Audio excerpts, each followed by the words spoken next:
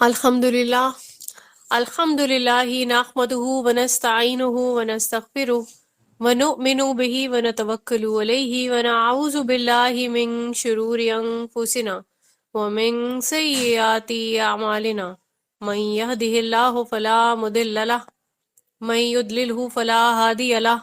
ونشهد ان لا الہ الا اللہ وحدہ لا شریک له ونشهد ان سیدنا محمدا عبده ورسولہ ارسلہ بالہدی ودین الحق لیظہرہ علی الدین کلہ وکفی باللہ شہیدا خصوصا علی افضلہم وخاتم النبیین محمدین الامین وعلی آلہ وصحبہ اجمعین وصلی اللہ علیہ وسلم تسلیما کثیرا کثیرا اما بعد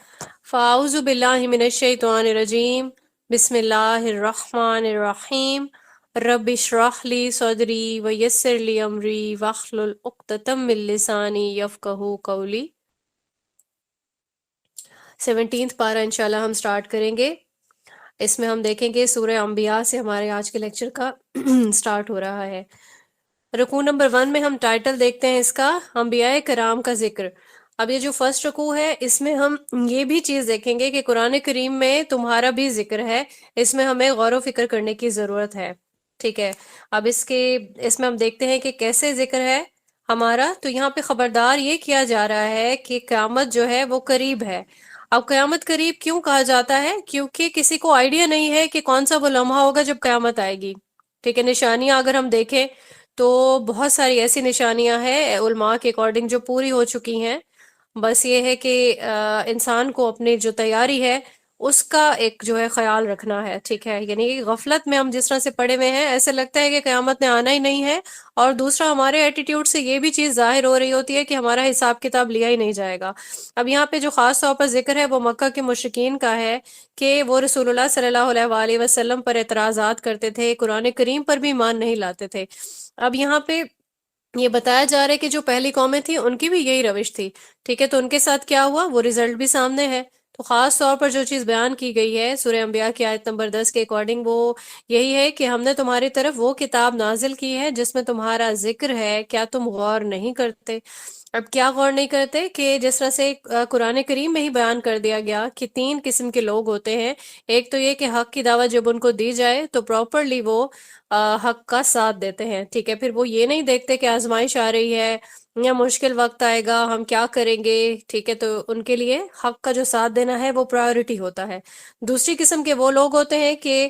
وہ بالکل ہی مخالف ہو جاتے ہیں، ٹھیک ہے، حق کا ساتھ نہیں دیتے، اور پھر راہ میں جو ہے روڑے بھی اٹکاتے ہیں، ٹھیک ہے۔ تیسرے نمبر پہ جو لوگ آتے ہیں وہ کیا کرتے ہیں، وہ کیونکہ دل میں جان تو چکے ہیں کہ یہ حق ہے، لیکن کبھی جو درمیان میں رہنے والے جس طرح سے لوگ ہوتے ہیں نا، جن کو منافقین کہا جاتا ہے، ادھر حق کا ساتھ دینے والوں کے ساتھ بھی اپنی جو ہے حاضری لگاتے ہیں، اور مخالف لوگ ہیں ان کے ساتھ بھی بڑا بنا کے رکھتے ہیں۔ اب یہاں پہ ایک جو سوالیہ نشان ہے وہ ہمارے لیے ہے کہ احتساب کسے کرنا ہے، ہمیں کرنا ہے کہ ہم اپنا احتساب کر کے خود جو ہے انالائز کر لیں خود کو کہ ہمارا کیریکٹر کن لوگوں میں آتا ہے۔ کیا ہم ان لوگوں میں ہیں جو حق کا ساتھ دینے کی جو ہے وہ کرتے ہیں، پورا ساتھ دیتے ہیں، اور پھر دوسرے نمبر والے لوگ ہیں خدا نخواستہ اس میں تو نہیں ہے ہمارا جو ہے رول، اور پھر تیسرے نمبر جو ہے منافقین کا، وہ اس سے بھی زیادہ جو ہے وہ خطرناک ہے، ٹھیک ہے۔ تو اللہ پاک ہمیں ان سب میں جو ہے حق کا ساتھ دینے والی ٹیم میں شامل فرمائیں، آمین سم آمین۔ رکوع نمبر 2 ہے، آیت نمبر 11 سے لے کے 29 آیات تک ہے۔ اب یہ جو باطل ہے وہ حق کا مقابلہ نہیں کر سکتا۔ اب یہ اللہ تعالیٰ نے اس رکوع میں آگاہ کر دیا کہ اگر جو قوم کے جو سرکشوں کو جب ہلاک کیا گیا تو انہوں نے کیا کیا، عذاب سے بچنے کے لیے تدبیریں کرنے لگے، ٹھیک ہے، اور پھر آہیں فریادیں کرنے لگے کہ بے شک ہم ظالم ہیں۔ لیکن اب یہاں پہ یہ چیز ریئلائز کرائی گئی ہے کہ جب آپ کو عذاب اللہ کا نظر آ جائے تو اس وقت اعتراف جرم جو ہے وہ کام نہیں آئے گا۔ اب یہ جو پچھلی قومیں تھیں اس میں ہم دیکھتے ہیں کہ فرعون جو تھا وہ بھی اس چیز کو ریئلائز کر لیا تھا، اور یہی روایات میں ملتا ہے کہ بالکل آخری ٹائم پہ اس نے بھی توبہ کی تھی، لیکن جب جس ٹائم عذاب دیکھ لیا اور اس ٹائم توبہ کیا تو یہ مہلت کا جو وقت ہے وہ تو ختم ہو گیا نا، تو اللہ تعالیٰ نے ان تمام قوموں کو اور تمام ایسے لوگوں کو بھی ساتھ میں ملیا میٹ کر دیا، ٹھیک ہے۔ تو یہ چیز یہاں پہ ریئلائز کرائی گئی ہے اس رکوع میں۔ اور پھر یہ جو کائنات کی تخلیق ہے اس کے بارے میں بھی یہ چیز بالکل کلیئر ہونی چاہیے کہ یہاں پہ ہمیں مشغول رہنے کے لیے پیدا نہیں کیا کہ اپنی مرضی کی زندگی گزار لیں، ٹھیک ہے۔ حق اور باطل کا جو فرق ہے وہ بتانے کے بعد ہمیں یہاں پہ ہمیں تخلیق کی دنیا میں، کائنات میں ہمیں جو ہے وہ چھوڑا گیا کہ اب آپ بتائیں، اب آپ نے ڈیزائن جو ہے وہ آپ کے سامنے ہے اور ڈیسیژن بھی آپ کے پاس ہی ہے، ٹھیک ہے۔ تو ان میں سے کسی ایک ہی چیز کو یا تو حق پہ کوئی قائم رہ سکتا ہے یا پھر باطل کی راہ پہ چل سکتا ہے۔ اور پھر جو تاریخ ہے وہ بھی اس چیز کی گواہ ہے کہ جو اہل حق ہے، ٹھیک ہے، جب بھی انہوں نے پامردی دکھائی تو اللہ تعالیٰ کی ان کے سامنے یہ شان ظاہر ہوئی، اور سورہ انبیاء کی آیت نمبر 18 سے یہ چیز واضح ہے، بلکہ ہم حق کو اٹھا کر باطل پر دے مارتے ہیں، پھر وہ اس کا سر توڑ دیتا ہے اور باطل ہے ہی مٹ جانے والا۔ رکوع نمبر 3 کی طرف بڑھتے ہیں، آیت نمبر 30 سے لے کے 41 تک کی آیات اس میں شامل ہیں۔ اس کا جو ٹائٹل ہے وہ یہ ہوگا کہ انسان کے امتحان کی دو صورتیں۔ اللہ تعالیٰ کی جو نعمتیں ہیں اور قدرتیں ہیں ان کے ذکر کرنے کے بعد یہ چیز بیان کی گئی ہے کہ ان جو نعمتوں سے استفادہ جو ہم حاصل کرتے ہیں وہ عارضی ہے، الٹیمیٹلی پھر سے موت کا مزہ تو سب نے چکھنا ہے نا۔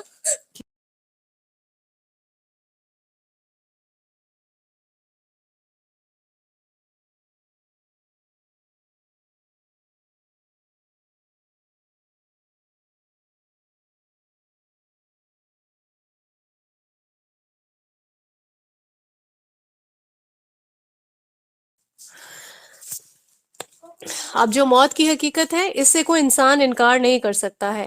اب کسی کو اگر نعمتیں دی جا رہی ہیں، ٹھیک ہے، تو اس کے بعد بھی ان کا یوں سمجھے کہ امتحان ہے، نعمتوں کے ملنے کے بعد بھی اور آزمائش کے بعد بھی۔ اللہ تعالیٰ کی سنت ہے کہ کسی کو اللہ پاک دے کے آزماتا ہے اور کسی کو نعمت لے کے آزماتا ہے، ٹھیک ہے۔ تو جب کسی انسان کو نعمت ملتی ہے وہ یہ نہیں کہہ سکتا کہ یہ میری خود کی جو ہے صلاحیتیں ہیں یا اللہ پاک مجھ سے بہت خوش ہے یا پھر میں بہت زیادہ کیونکہ نیکوکار ہوں تو اس لیے مجھے نعمتیں مل رہی ہیں۔ یہ اللہ کا ہی ظرف ہے کہ وہ ہمارے گناہوں کو پوشیدہ رکھتا ہے، پردہ ڈالے رکھتا ہے، ٹھیک ہے۔ تو یہاں پہ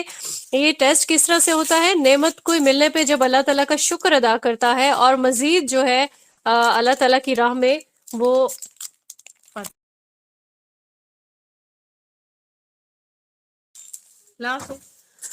اچھا، تو یہاں پہ ہم ذکر کر رہے ہیں کہ اللہ پاک جو ہے کسی کو جو ہے نعمت کا جو لوگ شکر ادا کرتے ہیں ان کو یہ چیز جو ہے اللہ کی سنت میں ہے، ان کو زیادہ دیا جاتا ہے، ٹھیک ہے۔ اللہ پاک ہم سبھی کو اس چیز کی توفیق عنایت فرمائے کہ ہم جب آزمائش آئے تو ہم صبر کریں، اور اگر اللہ تعالیٰ ہمیں کچھ بھی نوازے، ٹھیک ہے، کسی بھی نعمت سے، اور ہم اللہ تعالیٰ کی نعمتوں کی گنتی نہیں کر سکتے ہیں، یہ بات ہمیشہ ہمارے مائنڈ میں ہونی چاہیے۔ لہٰذا آل دا ٹائم ہمیں اللہ سے شکر اور شکر کرنا چاہیے۔ اور یہ بھی کہ اس رکوع میں جو چیز بیان کی گئی ہے کہ جس طرح سے رسول اللہ صلی اللہ علیہ وآلہ وسلم نے بھی حق کی جب دعوت دی تو پھر جو مشرکین مکہ تھے وہ مذاق اڑاتے تھے، ٹھیک ہے، کچھ جو جس بھی طریقے سے وہ اڑا سکتے تھے، کوئی ان کو ساحر کہتا، کوئی مجنون کہتا، ٹھیک ہے، کوئی جس طریقے سے بھی وہ ہرٹ کر سکتے تھے۔ لیکن یہاں پہ یہ چیز بھی ریئلائز کرائی گئی ہے کہ جتنے بھی ایسے لوگ تھے ان کا جو انجام ہے وہ بھیانک ہوگا، اور پھر دیکھیں گے یہ سب جو بھی ان کا انجام ہوگا۔ رکوع نمبر 4 کی طرف بڑھتے ہیں، آیت نمبر اس میں 42 سے سٹارٹ ہوگا اور 50 آیت تک یہ رہے گا یہ رکوع۔ اب یہاں پہ جو چیز ریئلائز کرائی گئی ہے کہ اللہ تعالیٰ جس طرح سے قیامت کے دن، جس کو ہم روز محشر کہتے ہیں، ایک میزان قائم ہوگا، ٹھیک ہے، جس کو ہم عدالت کہتے ہیں، اور اس عدالت میں جو فیصلہ ہوگا وہ انسان کے عمل کے اکارڈنگ ہوگا۔ اور پھر اگر کسی فرد نے رائی کے دانے کے برابر بھی کوئی عمل کیا ہے، اب رائی کا دانہ جو ہے اس کو ہم امیجن کر سکتے ہیں کہ چھوٹی سی نیکی، چھوٹی سے چھوٹی بھی نیکی ہوگی تو اس کو بھی تولا جائے گا۔ اب یہاں پہ کسی پہ کیونکہ ظلم نہیں کیا جائے گا تو حساب کتاب جو ہوگا وہ عدل کی بیس پہ ہوگا، اور بے شک اللہ سے بڑھ کے عدل کرنے والا کوئی نہیں ہے۔ پھر اس کے بعد ذکر ہوتا ہے انبیاء کرام کا، جس میں پہلا جو ذکر ہے حضرت موسیٰ علیہ السلام کا ہے، اور پھر ان کا ساتھ دینے والے ان کے بھائی حضرت ہارون علیہ السلام۔ ان کو کتاب دی گئی، ٹھیک ہے، حق اور باطل میں فرق کرنے والی اور روشنی اور نصیحت تھی، ٹھیک ہے۔ اس سے وہ متقی ہدایت حاصل کرتے تھے جو اللہ سے ڈرتے، اور روز قیامت اس کے سامنے حاضری کے احساس سے وہ پریشان ہوتے تھے، یعنی کہ اللہ رستے تھے ان کے دل۔ اللہ پاک نے قرآن کی صورت میں بڑا مبارک ذکر نازل کیا ہے تاکہ ہم اس سے ہدایت حاصل کرتے رہیں۔ اب دونوں چیزیں یہاں پہ واضح ہو گئیں، پہلے تو تورات کے بارے میں ذکر ہے، اور اس کو بھی فرقان کہا گیا ہے، یعنی کہ حق اور باطل میں فرق کرنے والی، اسی کو روشنی اور نصیحت بھی، ٹھیک ہے۔ نصیحت کیا ہوتی ہے؟ یعنی کہ آپ کو ٹوٹلی ایک ہدایت والی جو ایک راستہ ہے وہ آپ کو مل جائے۔ اور پھر قرآن کریم کے جو مبارک ذکر ہے اس کا بھی ذکر کیا گیا ہے اس میں۔ رکوع نمبر 5 ہے، آیت نمبر 51 سے لے کے 75 تک کی آیات اس میں شامل ہیں۔ اس میں بہت ہی انٹرسٹنگ جو ہے واقعہ ہم نے پڑھا تھا کہ کس طرح لاجیکلی حضرت ابراہیم علیہ السلام نے اپنی قوم کے جو بت پرست تھے ان پر کیسے اپنی حجت جو ہے وہ قائم کی تھی۔ بت پرستی کرتے تھے، اور پھر ان کا ایک جو بت کدا تھا اس میں وہ بہت زیادہ بت تھے، اور سب سے بڑا بھی ایک بت تھا۔ تو یہاں پہ انہوں نے لاجیکلی کس طرح سے ان کو ٹریٹ کیا کہ اتنا زیادہ اگر یہ ڈیپینڈ کرتے ہیں، اتنا زیادہ ان لوگوں کا جو ہے اس پہ اعتقاد ہے، اندھی تقلید ہے، ٹھیک ہے۔ تو انہوں نے کیا کیا، بت خانے میں داخل ہوئے، سارے چھوٹے بتوں کو جو ہے کوئی ایک تیشہ تھا، ٹھیک ہے، یعنی کہ توڑنے کے لیے جو انہوں نے آلہ جو یوز کیا، اور پھر سب کو توڑنے کے بعد انہوں نے بڑے بت کے کندھے پہ وہ رکھا، اور پھر جب مشرکین واپس آئے اپنے کسی بھی ایونٹ پہ، سب لوگ گئے ہوئے تھے، جب وہ واپس آئے تو انہوں نے اس کی تفتیش کی کہ یہ سارا کچھ کرنے والا جو ہے وہ کون ہے، ٹھیک ہے۔ تو آپ علیہ السلام نے یہاں پہ اب لاجیکل ایک بالکل رپلائی کیا کہ اب آپ یہ کریں کہ اپنے جو بڑے بت ہیں ان سے پوچھ لیں، یا پھر جا کے جو چھوٹے ٹوٹے ہوئے بت ہیں ان سے پوچھ لیں۔ تو رپلائی کیا آیا کہ ابراہیم تم جانتے ہو کہ یہ بت جو ہے یہ بول نہیں سکتے، اور یہاں پہ انہوں نے پھر اس بات پہ افسوس ظاہر کیا، اور اپنا جو ایک ان کا جو نظریہ تھا وہ ان کے سامنے رکھا کہ بہت افسوس ہے تم پر اور تمہارے معبودوں پر کہ تم لوگ ایسے معبودوں کی پوجا کر رہے ہو جو نہ تو اپنا دفاع کر سکتے ہیں اور نہ ہی بتا سکتے ہیں، نہ ہی بات کر سکتے ہیں، ٹھیک ہے۔ تو وہ تمہیں فائدہ کیا پہنچائیں گے؟ اب مشرکین پر یہ حجت پوری ہو گئی، یہاں حق کی جو دعوت تھی، پیغام تھا، وہ واضح ہو گیا۔ obviously جو سننے والا تھا وہ بھی اس چیز کو ریئلائز کر گیا ہوگا، لیکن یہ ہے کہ کیونکہ اندھی تقلید کرنی ہوتی ہے اپنے آباء و اجداد کی، تو یہی چیز ان کی جو حق کی راہ میں جو قبولیت کی جو ایک پیرامیٹر ہوتا ہے اس کو یہ پورا نہیں کر سکے، رکاوٹ بن گئی یہ چیز، ٹھیک ہے۔ پھر انہوں نے کیا کیا، حضرت ابراہیم علیہ السلام کو دہکتی ہوئی آگ میں جلانے کے لیے پورا انتظام کیا، ٹھیک ہے۔ لیکن اللہ تعالیٰ جو ہے ہر شے میں، کیونکہ اللہ تعالیٰ کی اذن سے ہوتی ہے، ٹھیک ہے، تو تاثیر جو ہے آگ کی وہ کیا ہوا، اللہ تعالیٰ کے حکم سے وہ ٹھنڈی ہو گئی، اور صرف ٹھنڈی کا ورڈ یوز نہیں ہوا بلکہ ساتھ میں کیا یوز ہوا، سلامتی والی، کہ اتنی ٹھنڈی نہ ہو جائے کہ وہ بھی تکلیف دے حضرت ابراہیم علیہ السلام کو، تو یہاں پہ سلامتی والی کا بھی ذکر کیا گیا ہے۔ آگ کے شعلے جو ہے وہ اثر نہیں کیے حضرت ابراہیم علیہ السلام پہ، اور پھر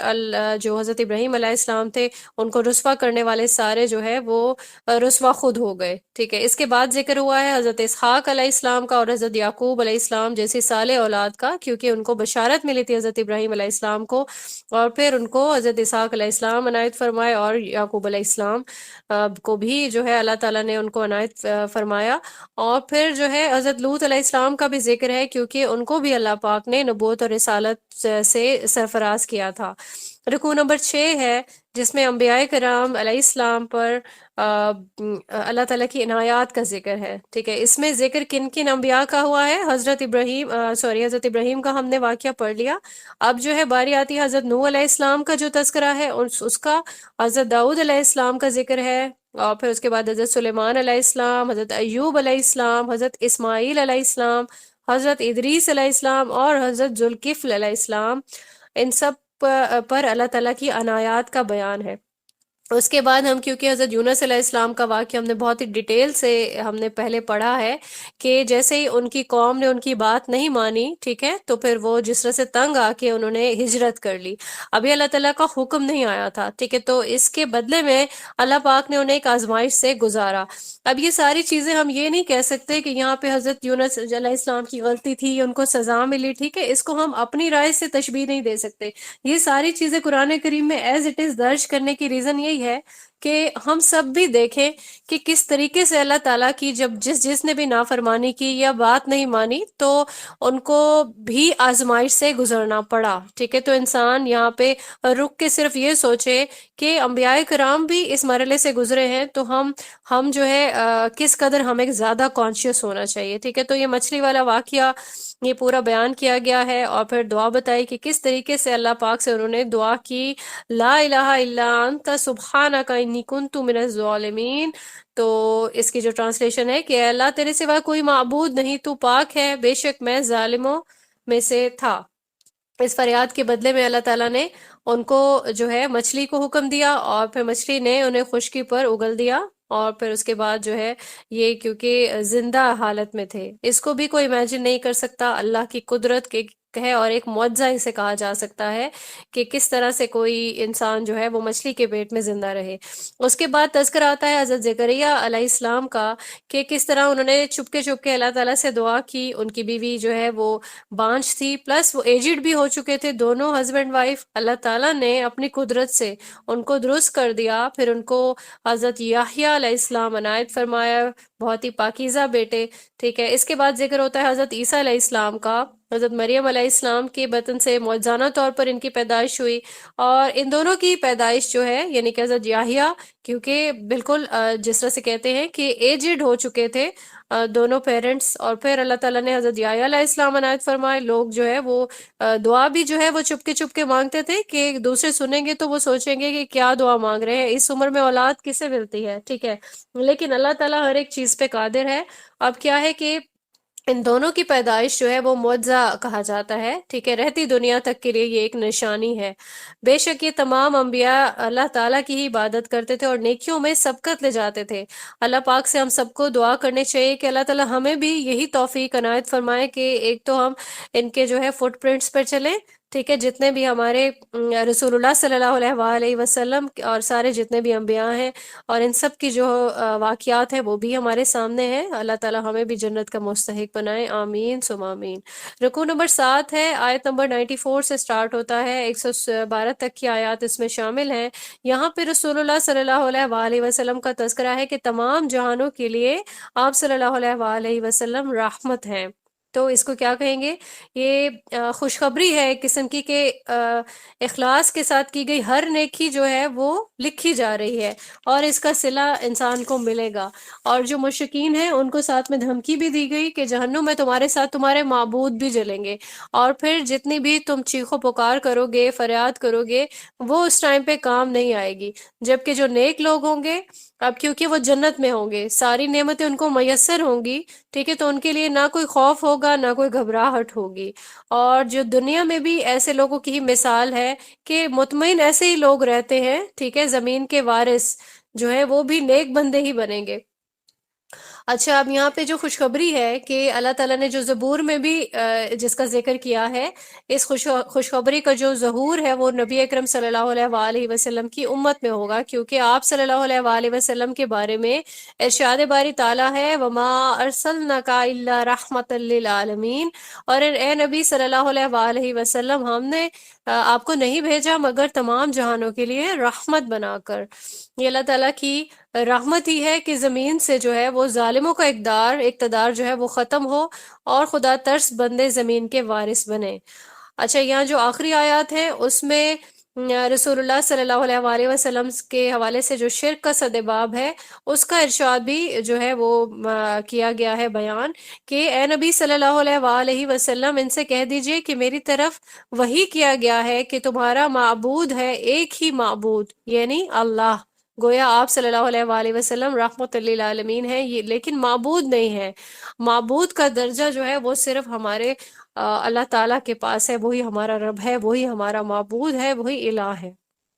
سورہ حج یہاں پہ ہم سٹارٹ کریں گے انشاءاللہ. سورہ انبیاء جو ہے وہ کمپلیٹ ہو چکی ہے. اب یہاں پہ جو رکوع نمبر 1 ہے سورہ حج کا، اس کا جو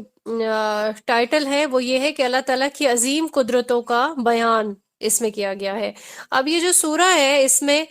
باطل جو تصورات ہیں ان کی نفی کی گئی ہے. تو یہاں پہ ہم دیکھتے ہیں پہلے ہی رکوع میں قیامت کا جو وقوع پذیر ہونا ہے اس کا ذکر کر دیا گیا ہے۔ ایسا ہولناک منظر ہوگا کہ دودھ پلانے والی جو خواتین ہیں وہ اپنے دودھ پیتے بچے کو چھوڑ دیں گی، ٹھیک ہے، اور پھر جتنی بھی پریگننٹ لیڈیز ہوں گی ان کے حمل گر جائیں گے، لوگ دیوانے نظر آئیں گے حالانکہ وہ دیوانے نہیں ہوں گے۔ اب ان کو کیونکہ عذاب کی جو شدت ہے وہ محسوس ہونے کے بعد انسان اپنے حواس کھو بیٹھتا ہے، ٹھیک ہے۔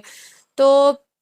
یہاں پہ جو لوگ ہیں نا وہ اس بارے میں شک کرتے ہیں کہ انسان جو ہے وہ مرنے کے بعد اللہ دوبارہ کیسے زندہ کرے گا۔ تو یہاں پہ یہ ریئلائز کرایا گیا ہے انسان کو کہ اگر کوئی انسان غور و فکر کرے تو وہ سب سے پہلے تو اپنی پیدائش کو دیکھے، ٹھیک ہے۔ انسان کو سب سے پہلا جو انسان تھا مٹی سے وہ پیدا ہوا، ٹھیک ہے، پھر اس نے نسل انسانی کی نطفے سے افزائش کی۔ نطفہ جس کو قرآن کریم میں بارہا گندے پانی کی بوند کہا گیا ہے، ٹھیک ہے۔ پھر اس کے بعد یعنی کہ یہ جو انیشیٹ ہوتا ہے، ٹھیک ہے، اس بوند کے بعد پھر وہ جو نطفہ بنتا ہے پھر وہ جمے ہوئے خون میں کنورٹ ہوتا ہے، ٹھیک ہے، خون جو ہے وہ بوٹی میں کنورٹ ہوتا ہے، اور پھر اس پہ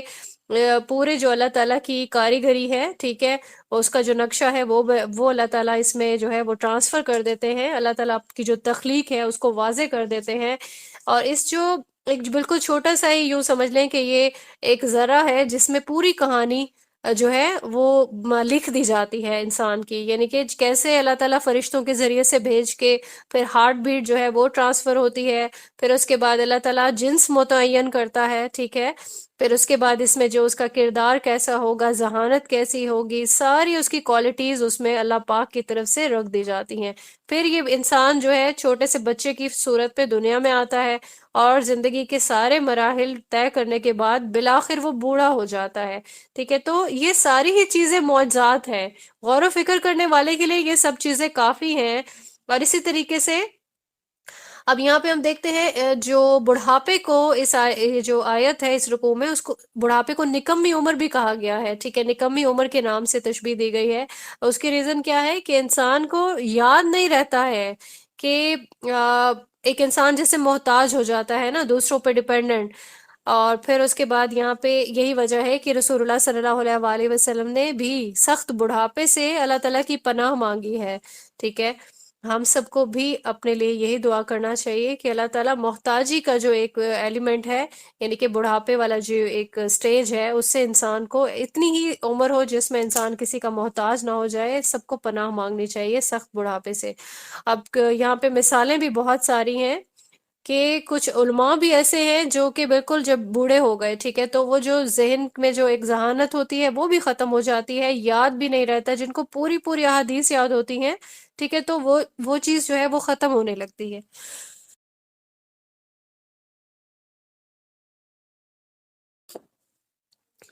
خیر و عافیت کی اللہ سے ہمیشہ دعا کرنی چاہیے۔ تو اس کے بعد جو ہے وہ ذکر کیا گیا ہے اللہ تعالیٰ نے کیسے مردہ زمین کو زندہ کیا، ٹھیک ہے، بنجر زمین کو، ایک واٹر سائیکل کے بارے میں ہم نے پڑھا، پھر اس کے بعد کیا ہوا، نباتات پیدا ہوئی، پودے پیدا ہوئے۔ اب اللہ ہر چیز پر قادر ہے، انسان کو وہ دوبارہ زندہ کرنے پہ بھی قادر ہے، ٹھیک ہے۔ تو قیامت جب آئے گی، حساب کتاب ہوگا، اور اللہ تعالیٰ کی قدرت کے بارے میں جو لوگ لڑتے جھگڑتے ہیں ان کے لیے دنیا میں بھی رسوائی ہے، آخرت میں بھی ان کے لیے دردناک عذاب ہے۔ اب یہ دیکھیں اس رکوع میں بہت ہی جو ہے ایک بہترین طریقے سے اللہ تعالیٰ نے اپنی جو تخلیق کی کہانی ہے وہ بیان کی، اور اب دیکھیں کہ سائنس جو ہے وہ اب جا کے اس سب چیزوں کو ڈسکور کر رہی ہے، اور قرآن کریم میں یہ سب چیزیں اس وقت سے موجود ہیں جب لوگوں کو اس سب کی سائنس پتہ ہی نہیں تھی۔ رکوع نمبر 4 کی طرف بڑھتے ہیں، آیت نمبر 11 سے سٹارٹ ہوتا ہے۔ اس میں ہم دیکھیں گے کہ دنیا اور آخرت کی جو ہے وہ دونوں کا خسارہ پانے والے لوگ کون سے ہیں۔ سٹارٹ میں ہی بیان کر دیا گیا اس رکوع میں کہ کچھ لوگ جو ہے اللہ تعالیٰ کی بندگی کرتے ہیں کنارے کنارے پہ رہ کے، ٹھیک ہے، کنارے کنارے پہ رہ کے، یعنی کہ پورے کے پورے نہیں، صرف سائڈز پہ ہی رہتے ہوئے اور سچویشن کو دیکھتے ہوئے کہ اگر تو فائدہ نظر آئے گا، ٹھیک ہے، تو ہم آگے بڑھیں گے، ٹھیک ہے، قربانی دینے کا جب ٹائم آئے گا تو ہم کیا کریں گے، ہم پیچھے ہٹ جائیں گے، یعنی ایک مارجن رکھتے ہیں۔ ایسے لوگ کون ہیں جو دنیا میں بھی خسارے میں ہیں اور آخرت میں بھی خسارے میں ہی رہیں گے۔ یہاں پہ آیت نمبر 15 کو مشکل آیت کہا گیا ہے، ٹھیک ہے، تو مفسرین نے جو اس کی تفسیر کی ہے اس کے اکارڈنگ اس کا مفہوم یہی نکلتا ہے کہ اللہ تعالیٰ کی جو رحمت ہے اس سے ہمیشہ اچھی امید رکھنی ہے، ٹھیک ہے، مایوس نہیں ہونا ہے، اللہ تعالیٰ کے وعدوں پر بھروسہ رکھنا ہے۔ کیا ہوتے ہیں اللہ کے وعدے؟ جس میں اللہ تعالیٰ ہمیں بشارت دیتے ہیں کہ اچھا جو کام ہے اس کا، نیک کام کا اچھا اجر ملے گا، اور پھر جنت کی بشارت ہے اور جنت کی نعمتوں کی بشارت ہے، ٹھیک ہے۔ تو یہ سب چیزیں اللہ تعالیٰ کے وعدوں میں آتی ہیں۔ تو ان سب چیزوں میں اللہ تعالیٰ کی جو رحمت ہے اس میں کبھی بھی انسان مایوس نہیں ہو، یہی نتیجہ جو ہے اللہ تعالیٰ انشاءاللہ دکھائیں گے کہ جو اچھا کرنے کے لیے کوشش کرے گا تو جنت میں اللہ تعالیٰ ان کو داخل کرے گا، ایسے مخلص اہل ایمان کو۔ اس کے برعکس جو کافر ہیں ان کے لیے وعید ہے ایک بہت ہی دردناک عذاب کی۔ ان کے لیے یہاں بتایا گیا ہے کہ آگ سے بنائے جائیں گے ان کے لباس، اور پھر ان پر ایسا کھولتا ہوا پانی ڈیلا جائے گا جو ان کی کھالوں، ان کی آنتڑیوں کو پگھلا دے گا، اور اس کے بعد ان پر لوہے کے ہتھوڑوں سے ضربیں لگائی جائیں گی۔ اگر وہ جہنم سے نکلنا چاہیں گے تو ٹھوکریں مار کر دوبارہ اس میں گرا دیے جائیں گے۔ اللہم اجرنا من النار، اللہم اجرنا من النار، اللہم اجرنا من النار۔ اے میرے پروردگار ہمیں جہنم کے عذاب سے محفوظ فرما، آمین ثم آمین۔ اب یہاں پہ قرآن کریم میں اللہ تعالیٰ کی یہ سنت ہے کہ جیسے ہی جہنم کا ذکر کیا جاتا ہے تو اس کے فوراً بعد جنت کی خوشخبری بھی بتائی جاتی ہے، ٹھیک ہے۔ اب جو مومنوں کے لیے جنت تیار کی گئی ہے اس کا یہاں پہ تذکرہ کیا گیا ہے، اور بشارت دی گئی ہے مومنوں کو کہ جو بعمل مومن ہوں گے ان کے لیے ایسے باغات ہوں گے جن کے نیچے سے نہریں بہہ رہی ہوں گی۔ پھر ان کے لباس کا تذکرہ کیا گیا ہے، ریشم کے لباس ہوں گے، اور جس طرح سے انسان دنیا میں زیب و زینت کے لیے چیزیں جو ہے وہ اختیار کرتا ہے کچھ نہ کچھ پہننا اوڑھنا، تو وہاں یہاں پہ بھی موتیوں کے جو اور سونے کے جو کنگن ہیں ان کی صورت میں جو ہے اللہ تعالیٰ نے نعمتوں کا تذکرہ کیا ہے، یعنی کہ آپ کو جو ریوارڈ دیا جائے گا۔ اس کے بعد رکوع نمبر 3 سٹارٹ ہوتا ہے، جس میں حرم کی جو سرزمین ہے اس پر مسجد کی طرح سب کا حق ہے، ٹھیک ہے۔ حرم کی سرزمین یعنی بیت اللہ، اور بیت اللہ کا جو سراؤنڈنگ ہے وہ سارا ایریا جو ہے وہ حرم کہلاتا ہے۔ اب یہاں پہ اللہ کی راہ میں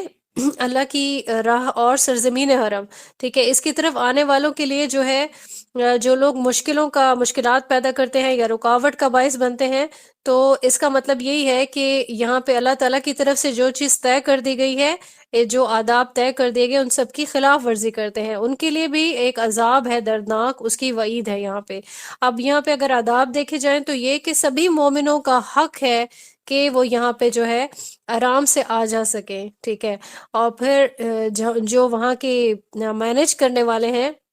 وہ اس چیز کا خاص طور پر خیال رکھیں کہ یہاں پہ اس چیز کو کہ جو بھی وزٹرز ہیں ان کو یہاں پہ آمدنی کا ذریعہ نہیں بنایا جائے، ٹھیک ہے۔ اور پھر جو شرک ہے اور قتل و غارت گری ہے وہ ایٹ لیسٹ اس علاقے میں تو بہت ہی ممنوع ہے، ویسے بھی ممنوع ہے، لیکن کیونکہ پاکیزگی کا ایک جو پیرامیٹر ہے وہ یہاں سب سے ہائی ہونا چاہیے، تو یہاں پہ کوئی شکار بھی نہیں کر سکتا، ٹھیک ہے۔ اور پھر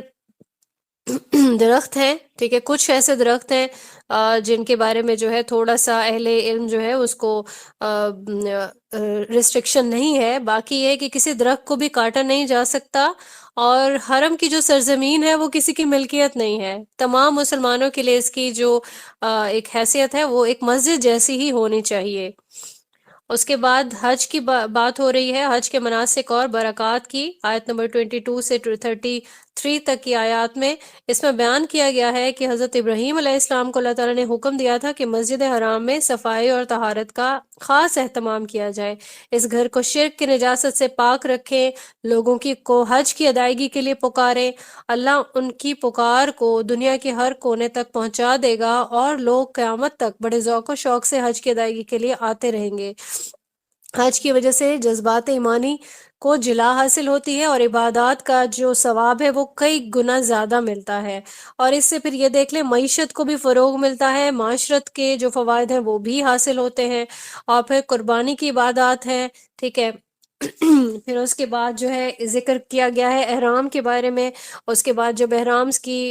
حالت سے انسان باہر آتا ہے تو غسل کرتا ہے، ٹھیک ہے، طواف زیارت کرتا ہے، یہ ساری چیزیں جو ہے وہ مناسک حج کے طور پر بیان کی گئی ہیں۔ اور پھر حج جو ہے وہ عبادت کا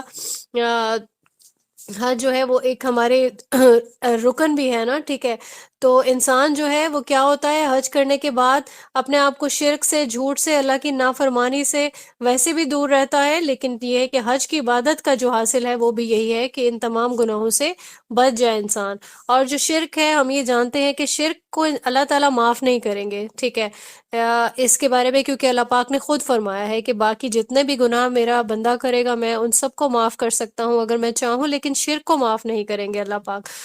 تو یہ جو شرک کرنے والا ہے اس کو بدنصیب قرار دیا گیا ہے کہ یہ جو توحید کے بلند مرتبہ سے گرتا ہے تو خواہش نفس اسے بہت دور کی پستی میں گرا دیتی ہے، ٹھیک ہے؟ تو رکوع نمبر 4 سٹارٹ ہوتا ہے، جس میں آیت نمبر 34 سے 37 تک کی آیات ہیں، اور اس رکوع میں یہ آگاہ کیا گیا ہے کہ اللہ نے ہر امت کے لیے قربانی کی عبادت طے فرمائی۔ اس کی صورت یہ ہے کہ حلال جانوروں کو اللہ کی راہ میں اور اللہ کے نام پر ذبح کیا جائے، ٹھیک ہے؟ یہی ہم نے پیرامیٹر پڑھا تھا نا کہ جو بھی ذبیحہ ہے وہ اللہ کے لیے ہے، غیر اللہ کے نام پہ نہیں کیا جا سکتا۔ تو یہ اللہ کا حکم ہے، اس پہ عمل کرنا ہے، ٹھیک ہے؟ اور پھر یہ قربانی کی جو روح ہے وہ یہ ہے کہ تقوی جو ہے حاصل ہوتا ہے، انسان اپنی خواہشات اور جو نفس کی پیروی ہے اس کو اللہ کی مرضی کے سامنے قربان کر دیتا ہے، ٹھیک ہے؟ اس عبادت کا مقصد کیا ہے کہ اللہ کی بڑائی کو قائم کیا جائے، اور پھر جانور کو ذبح کرتے ہوئے انسان کہہ دیتا ہے اللہ اکبر، ٹھیک ہے؟ لیکن یہاں پہ انسان کو اپنا احتساب بھی کرنا چاہیے کہ ہم صرف کیا زبانی کلامی کہتے ہیں کہ اللہ سب سے بڑا ہے، ٹھیک ہے، لیکن کیا ہم اپنی زندگی کے جو ہمارے معاملات ہیں کیا ہم اللہ تعالیٰ کو ہی سب سے بڑا سمجھتے ہیں؟ اگر ہمارا معاشرہ ہے، اس کے جو قوانین ہیں کیا وہ اللہ کے احکام کے اکارڈنگ ہیں؟ ایون ہمارے اپنے گھر میں ہی ایک چھوٹے یونٹ سے اگر کوئی سٹارٹ کرے، پورے معاشرے تک نہیں بھی جائے، تو گھر میں جو چیزیں ہوتی ہیں، جو بھی ہمارے معاملات ہیں، کیا وہ اللہ کی مرضی کے اکارڈنگ چل رہے ہیں؟ اور پھر گھر سے باہر نکلتے ہیں، معاشرے کی طرف بڑھتے ہیں، اور پھر اس کے بعد پورے ملک میں جو قوانین نافذ ہیں، ٹھیک ہے، تو کیا اللہ تعالیٰ کے اکارڈنگ کر رہے ہیں ہم سب چیزیں؟ تو یہاں پہ ہم سبھی کے لیے ایک احتساب والی ایک سچویشن ہے، اور پھر اگر یہ ان سارے سوالوں کا جواب نہیں ہوتا تو پھر جو ہے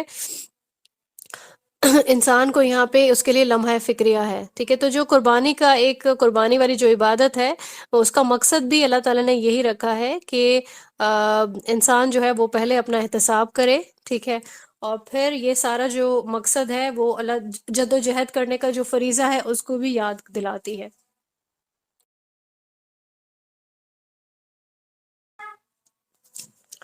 اب ہم دیکھتے ہیں رکوع نمبر 5۔ رکوع نمبر 5 میں 38 سے 41 تک کی آیات ہیں، جس میں قتال فی سبیل اللہ کی اجازت کے بارے میں تذکرہ کیا گیا ہے۔ اب جو یہ آیات ہیں یہ سفر ہجرت میں نازل ہوئی تھی، ٹھیک ہے؟ تو مکی دور میں مسلمانوں کو کیا حکم ملا تھا کہ جتنا بھی ظلم و ستم کر رہے ہیں نا کفار، اس کا آپ نے جواب نہیں دینا، یعنی کہ جواب میں ہاتھ نہیں اٹھانا، ٹھیک ہو گیا؟ کیونکہ ایک تو یہ کہ بالکل ایک قلیل مقدار میں تھے، اور پھر یہ کہ ابھی جس طرح سے اسلام کا کی جو دعوت تھی وہ قبول کرنے والے بھی ابھی ایلیٹ کلاس والے لوگ نہیں تھے، ٹھیک ہے؟ غلام طبقہ تھا، اور اسی طرح سے تو اللہ تعالیٰ کا حکم تھا یہاں پہ۔ اب اگر یہ لوگ اپنا ہاتھ اٹھانے لگتے ہیں تو یہ مسلمان تو بالکل کچل دیے جائیں گے نا، اس میں یہ والی جو ایک ریزن ہے وہ ہے۔ تو اس رکوع میں مسلمانوں کو ظالموں کے خلاف جنگ کرنے کی اجازت دی جا رہی ہے۔ پہلے ہم نے دیکھا کہ انیشیلی کیا تھا، اس کے بعد اللہ تعالیٰ کا حکم آ گیا کہ اب جنگ کرنی ہے۔ تو جنہوں نے ان پہ ظلم کیا، انہیں ہجرت پہ مجبور کر دیا، اللہ کی طرف سے مسلمانوں کو یہاں پہ بشارت بھی دی گئی کہ ان کو کامیابی ہوگی۔ اور پھر ظلم کے خاتمہ کے بعد جب مسلمانوں کو اقتدار ملے گا تو وہ نماز اور زکوٰۃ کا خوب جو ہے انتظام کریں گے، ٹھیک ہے؟ اچھی اقدار کو فروغ دیں گے، اور جتنی بھی برائیاں ہیں ان کو مٹائیں گے۔ اور اس کے بعد مزید جو ہے وہ بھی بیان ہوا کہ کفار کی آنکھیں نہیں ہیں، دل اندھے ہیں، ٹھیک ہے؟ آنکھیں اندھی نہیں ہیں ان کے، دل اندھے ہیں۔ تو آنکھیں اشیاء کا جو ظاہر اور جو دل اشیاء کی حقیقت دیکھتا ہے۔ اب ہم یہ بھی جانتے ہیں کہ قرآن کریم میں جو ہے وہ دماغ کا کوئی تذکرہ نہیں ہے، دل سے ہی، یعنی کہ جو جس طرح سے سوچ و وچار کا بھی کوئی اگر تشبیہ دینی ہے تو دل کا ہی ذکر کیا ہے، ٹھیک ہے؟ تو جو دل ہے وہ چیزوں کی حقیقت دیکھتا ہے، حقیقت والا جو ایک ایک جو پیرامیٹر ہے اس پہ غور و فکر کرتا ہے، ٹھیک ہے؟ اب ہم دیکھتے ہیں رکوع نمبر 6 جس میں 42 سے 48 تک کی آیات ہیں، ان میں ان قوموں کا ذکر کیا گیا ہے جو ہلاک ہو گئی ہیں، ٹھیک ہے، ان کا تذکرہ ہے جس میں قوم نوح ہے، قوم عاد، قوم سمود، قوم ابراہیم، قوم لوط ہے اور قوم مدین بھی، ٹھیک ہے۔ تو انہوں نے جو ہے جھٹلایا تھا اپنے رسولوں کو، جب ان کی طرف انہوں نے حق کی دعوت دی، رسولوں کی تکذیب کی انہوں نے، ٹھیک ہے۔ تو کیونکہ ظالم لوگ تھے تو اپنے ظلم کی وجہ سے یہ سب لوگ ہلاک ہو گئے۔ اور پھر یہاں پہ اس چیز کا تذکرہ کیا گیا ہے کہ جتنے بھی زمین پر چلنے پھرنے والے لوگ ہیں وہ یہ جانتے ہیں کہ یہ قوم عبرت کا نشان ہے۔ اب اللہ نے ان کو ڈھیل دی، اور اس کے بعد پھر ان کا جب وقت پورا ہو گیا تو اللہ تعالیٰ نے بھی اپنا وعدہ پورا کیا اور ان لوگوں پر عذاب آیا، یہ قومیں ہلاک کر دی گئیں۔ رکوع نمبر 7 ہے، 49 سے لے کے 57 تک کی آیات ہے۔ اب اس رکوع میں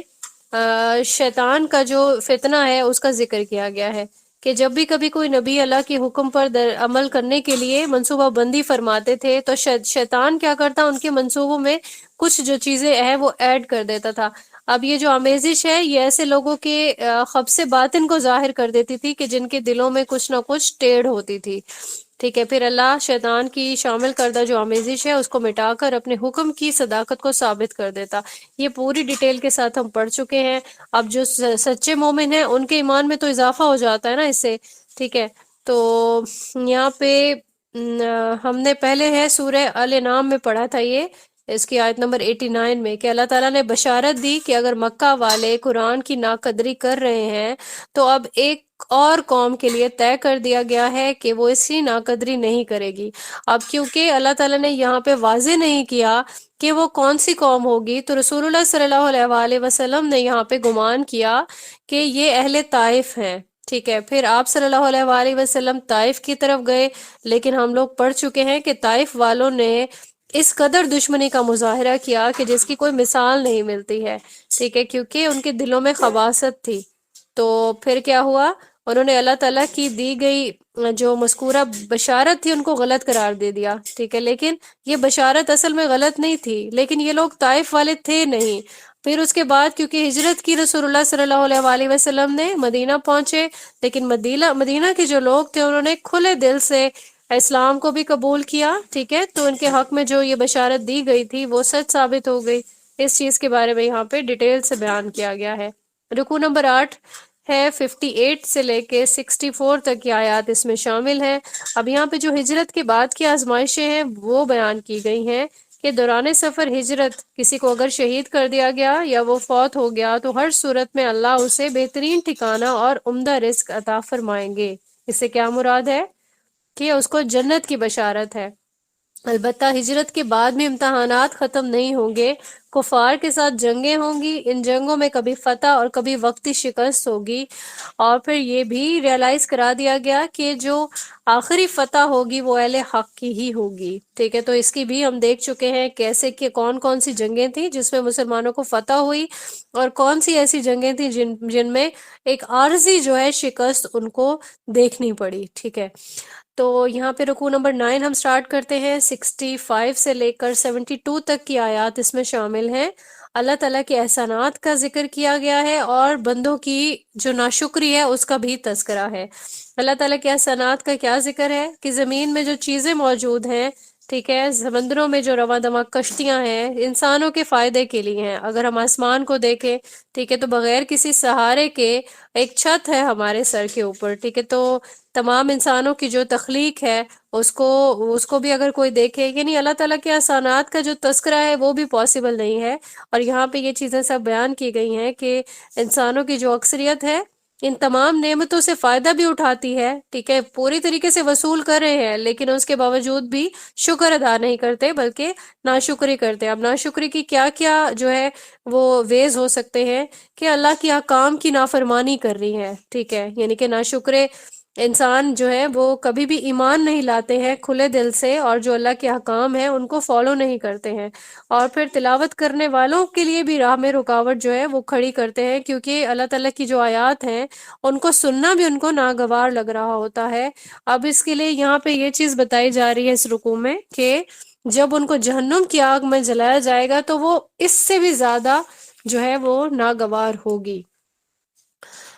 رکوع نمبر 10 ہے، اور یہ سورہ حج کا آخری رکوع ہے، جس میں یہ چیز بیان کی جا رہی ہے کہ جو دعوت ایمان اور دعوت عمل ہے، ٹھیک ہے، اس کے بارے میں یہاں پہ بیان ہے کہ اللہ تعالیٰ کے سوا جن معبودوں کو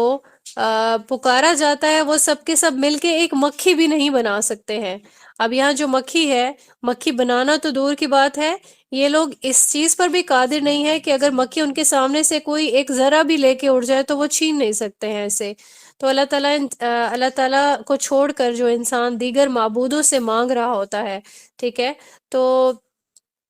وہ اللہ تعالیٰ کی جو قدرت ہے، ٹھیک ہے، اس کی جو معرفت ہے وہ نہیں رکھتا ہے۔ اور عمل کے حوالے سے کیا حکم ہے کہ جو نماز ہے اس کی ادائیگی کرنی ہے، پوری زندگی میں ذوق و شوق سے اللہ کی جو مکمل اطاعت ہے وہ کرنی ہے، بھلائی کے کام کرنے ہیں۔ بھلائی کے کاموں سے جو مراد ہے وہ یہ ہے کہ دنیا میں خدمت خلق کرنا ہے اور لوگوں کی آخرت سنوارنے اور انہیں جہنم سے بچانے کے لیے دعوت و تبلیغ کی کوشش کرنی ہے، ٹھیک ہے۔ تو انسان سب سے پہلا تو یہ ہے کہ اپنے آپ کو درست کرے گا، ٹھیک ہے، اللہ تعالیٰ کے سامنے پوری طریقے سے وہ سرنڈر کرے گا، اس کے بعد پھر وہ اس قابل ہو سکے گا کہ کیونکہ خود جو انسان عمل کرتا ہے تو پھر اس کے عمل کرنے کے بعد اس کی زبان میں بھی تاثیر آ جاتی ہے، تو اگلا جو لیول ہوتا ہے وہ دعوت و تبلیغ کا ہوتا ہے۔ آخر میں یہاں پہ رکوع میں حکم دیا کہ اللہ کے دین کی سربلندی کے لیے اس طرح سے جہاد کرو جیسے کہ جہاد کرنے کا حق ہے، اللہ نے تمہیں اس عظیم مشن کے لیے چنا ہے۔ روز قیامت عدالت خداوندی قائم ہوگی اور رسول اللہ صلی اللہ علیہ وآلہ وسلم وہاں پر گواہی دیں گے کہ انہوں نے ہم تک اللہ کے احکامات پہنچانے کا حق ادا کر دیا۔ اگر ہم نے بھی دین پر عمل کیا اور دین کو لوگوں تک پہنچانے کا حق ادا کیا تو سرخرو ہو جائیں گے، اور دوسری صورت میں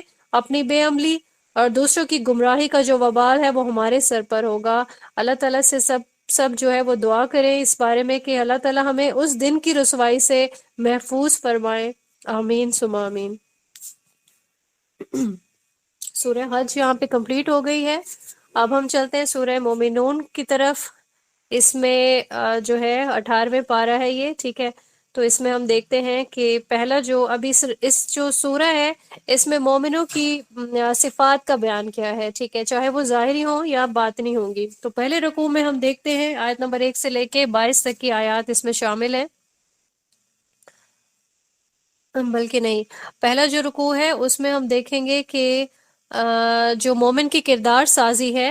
اس کے بارے میں بات کی گئی ہے کہ جو بنیادی صفات ہیں وہ کیا ہے۔ ان میں نمازوں میں جو خشوع و خضوع کا اہتمام ہے، ٹھیک ہے، مومنوں کی صفات کی بات ہو رہی ہے، اور بے مقصد سرگرمیوں سے اجتناب ہے، اور خود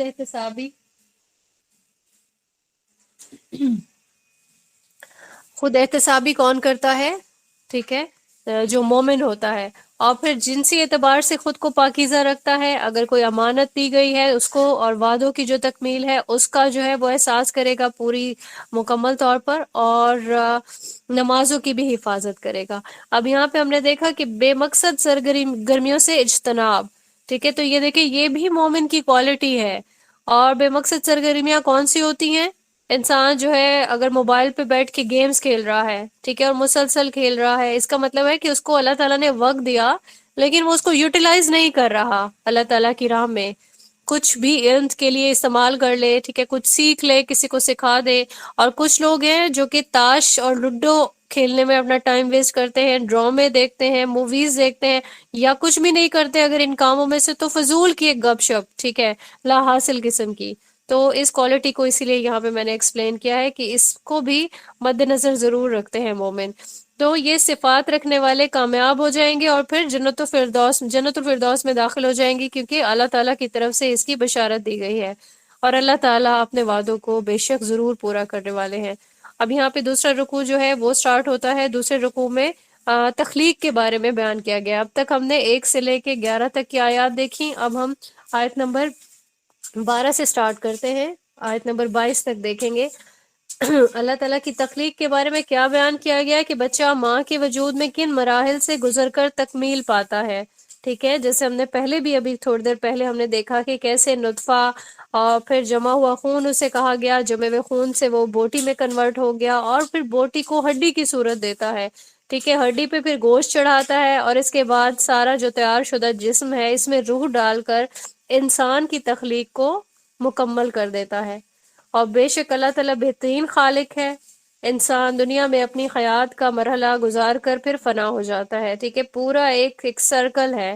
پیدائش کیسے سٹارٹ ہوئی، اس کے بعد اس کی پیدائش ہوئی، دنیا میں آیا، جوانی اور پھر بڑھاپا، اس کے بعد ڈیتھ ہو گئی، ٹھیک ہے۔ یعنی کہ ایک ہی روٹین کی بات ہے اس میں، جو نیچرل ڈیتھ ہے نا، ٹھیک ہے، اس کی بات ہو رہی ہے، لیکن اب نیچرل ڈیتھ یہ ضروری نہیں ہوتا کہ وہ بڑھاپے تک آئے، یہ ایک جس طرح سے ایک ایوریج ہم لیتے ہیں کہ موسٹ آف دا، جیسے موسٹلی کیسز ہے نا، انہی کے بارے میں یہاں پہ اللہ تعالیٰ کی طرف سے بیان ہے۔ اس کے بعد یہ دیکھیں کہ روز قیامت پھر سے وہ زندہ ہو جائے گا، پھر اس کے دوسرے مرحلے کا آغاز ہوگا۔ تو اللہ تعالیٰ قادر ہے اس سب پہ، انسان کی تخلیق، پھر اس کے مقررہ وقت جو دنیا میں اس نے گزارنا ہے، پھر اس کے لیے جو نعمتیں اللہ تعالیٰ نے یہاں پہ دی ہیں، جو بھی فروٹس ہیں، اور یہاں پہ چوپایوں کا بھی ذکر ہے، پھر چوپایوں کے فائدے بتائے گئے، ٹھیک ہے، کیسے کیسے فائدے ہوتے ہیں، ہم جو جو چیزیں ان سے کنزیوم کرتے ہیں، اور چوپائے جو ہیں وہ بہت ہی فائدہ مند ہے، ہم اسے دودھ جو ہے وہ مل رہا ہوتا ہے، گوشت مل رہا ہوتا ہے، ان کی کھال سے بھی ہم لوگ جو ہے فائدہ اٹھا رہے ہوتے ہیں، اور اسی طرح کے بے شمار فائدے۔ پھر کشتیوں کی بھی ایک جو نعمت ہے ان کا بھی تذکرہ اس میں کیا گیا اس رکوع میں۔ اب رکوع نمبر 3 دیکھتے ہیں ہم، 23 سے لے کے 32 تک کی آیات اس میں شامل ہیں۔ یہاں پہ واقعہ نوح بیان ہوا ہے، ٹھیک ہے، کہ کس طرح سے حضرت نوح علیہ السلام نے 950 برس تک دعوت جو ہے وہ اس کا کام کیا، اللہ تعالیٰ کی بندگی کی دعوت دی، اور پھر کیا ہوا، ان کی قوم میں بھی ایسے ہی سردار تھے جیسے کہ کفار میں تھے، اعتراض کرنے والے کہ آپ تو انسان ہیں، ٹھیک ہے، ایک انسان کو اللہ تعالیٰ کیوں بھیجیں گے رسول بنا کے، کوئی کہتا کہ آپ مجنون ہیں، ٹھیک ہے، مطلب اس طرح کی بہت ساری گستاخیاں جو ہم ساری ان قوموں میں پڑھ چکے ہیں۔ اور پھر کیا ہوا کہ مقررہ وقت ملا ان کو اللہ تعالیٰ کی طرف سے، اور پھر طوفان کی صورت میں اس قوم پہ عذاب آ گیا، اور پھر بچنے والے لوگوں میں صرف حضرت نوح علیہ السلام کے ساتھ کچھ لوگ تھے، جن کو چند لوگ کہا جا سکتا ہے، ان کو اہل ایمان کہیں گے، کہ جو لوگ ایمان لائے اللہ پر،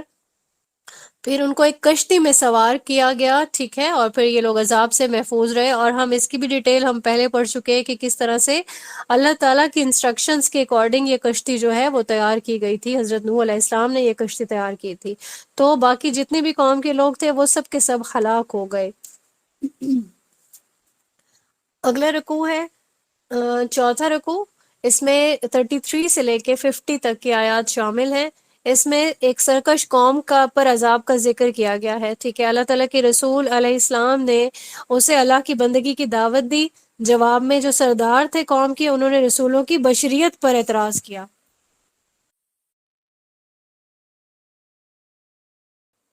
کہ وہی والی بات ہے جو پچھلے رکوع میں ہم نے دیکھی ہے، اور پھر رسول پر جھوٹا ہونے کا بھی بہتان لگایا، ٹھیک ہے، اور بڑی شدت سے مرنے کے بعد دوبارہ جی اٹھنے کی حقیقت کی نفی کی۔ اب تک بھی لوگ اسی حقیقت کی نفی کر رہے ہیں کہ کوئی انسان جو ریزہ ریزہ ہو جاتا ہے کیسے اٹھایا جائے گا آخر وہ۔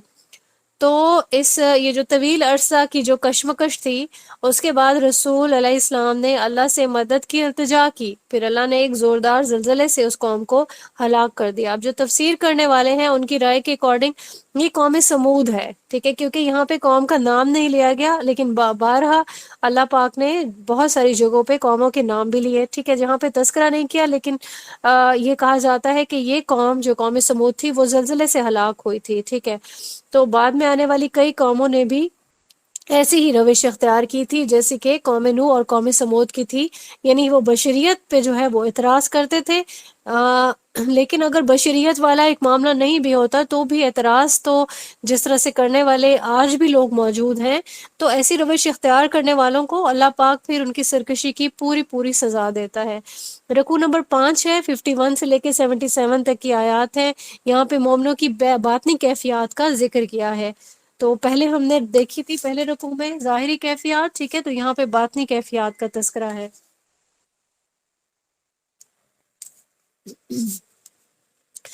کہ اللہ تعالیٰ نے رسولوں کو کیا حکم دیا کہ وہ پاکیزہ رزق کھائیں، اچھے اعمال کر سکیں تاکہ، ٹھیک ہے۔ اب یہاں پہ یہ دیکھیں پاکیزہ رزق کا ایک جو ہے ڈائریکٹ ریلیشن کس چیز سے ہے، یعنی کہ ڈائریکٹلی پروپورشنل کس سے ہے، اچھے اعمال سے۔ تو حرام کھانے والا انسان جو ہے وہ نیکیوں سے محروم ہو جاتا ہے۔